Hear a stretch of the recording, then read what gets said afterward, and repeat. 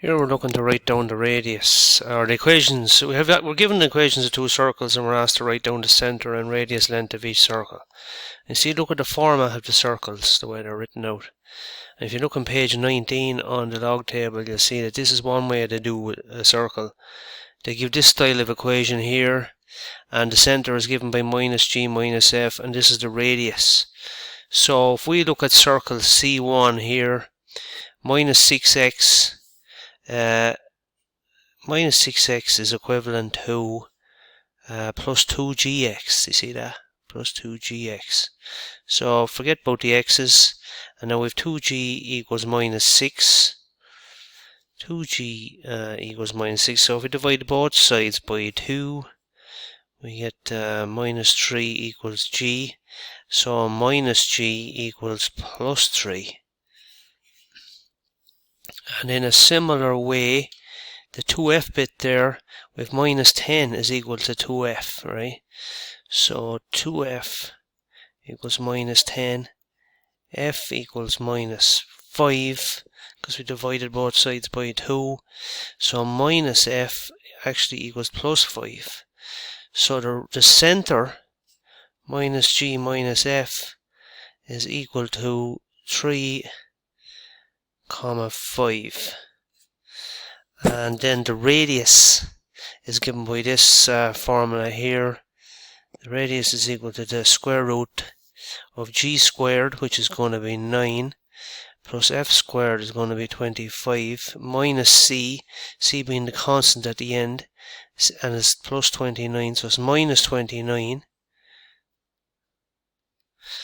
So 9 and 25 is 34. Well, I'm just going to put it into the calculator. 9 plus 25 minus 29, and the square root of all that, and I got root 5. Root 5. So the question was, write down the centre and radius length. So for circle C1, that should be a 1.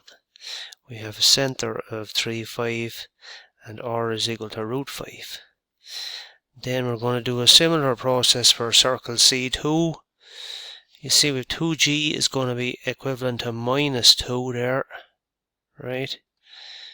2g equals minus 2, g equals minus 1, minus g equals plus 1. And similar, we're going to have 2f. For circle C2, 2f is going to be equal to minus 2.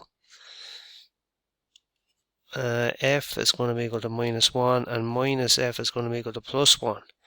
So the centre is given by minus g minus f, so the centre of C2 is going to be, what did I say, minus g minus f, so it's going to be 1, 1. And the radius is going to be given by the square root of g squared plus f squared minus c, and that's going to be the square root of 1 squared plus 1 squared minus the c, the constant bit there at the end, is minus 43. Be careful with that. C equals minus 43, so it's going to be minus 43. That gives us plus 43 there. So that's going to be the square root of 45. And the square root of 45 simplifies to 3 root 5. So for circle C2, the centre is 1, 1, and the radius is 3 root 5. So for part B, to prove that the circles are touching, we get the distance between the radiuses. So you can see on the log table there, the distance formula is like this: x2 minus x1 squared plus y2 minus y1 squared. The square should be out there. And we have our centre, our second centre there is 1, 1. And so we're going to have minus 1 here and minus 1 there. And our first centre was 3 and 5. So it doesn't really matter. We can put the 5 there and the 3 there.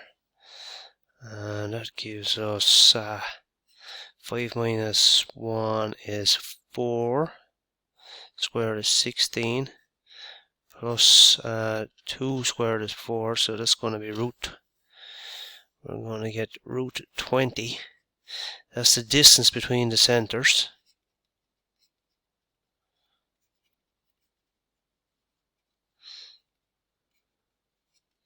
So if they're touching, we can add the two radiuses together and see what we get for the two radiuses. So radius 2 there was 3 root 5, and radius of circle 1, what did we get for that? We got root 5. So 3 root 5 plus 1 root 5 equals 4 root 5. And does 4 root 5 equal 20?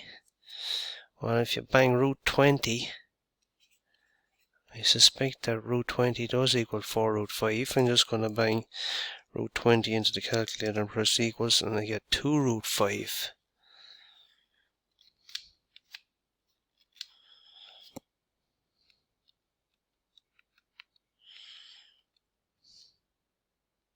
Now, of course, it depends on what way they're touching, right? Root 20 does not equal 4 root 5. Root 20 equals 2 root 5. So I've just sketched it out here. If the circles are touching internally like this, if you subtract the radiuses, that will be equal to the distance between the centers. Right? Root 20 is the distance between the centers, and that's equal to radius 2 minus radius 1. So they are touching internally, like this diagram here. So they're touching internally, and we could check that using Desmos like this.